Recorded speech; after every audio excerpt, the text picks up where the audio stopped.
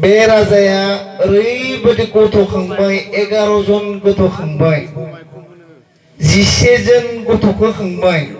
जेब्ला 11 जन गथ'खौ खाङो 11 जनाबो गासिबो हिनजावसा गोजा राजाया ओरैबायदि सिन्ता जाबाय आं दिनै बे बुहुमनिफ्राय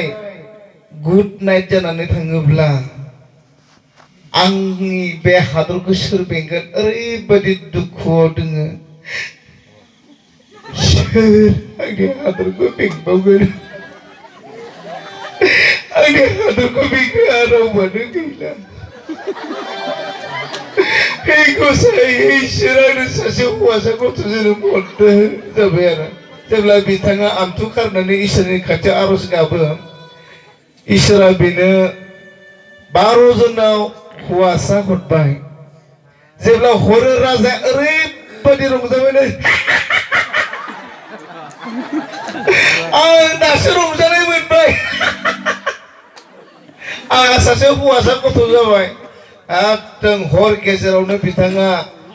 रायजोआव थानाय जेसेबांखि साननो गोरोंफोर दङ बिथांमोनखौ लिंहरजोबनानै जोनोम जाखालिनो लिंहरजोबनानै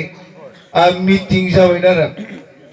नोंथांमोना आंनि गथ' जोनोम जानायाव बेसेबां रंजानाय दङ हौवासा गथ' जोनोम जानाय जाबायनो माने गोबां मानसिफोरा बुंबाय महाराज आंहाबो रंजानाय दङ नोङो सना मोनसिगोन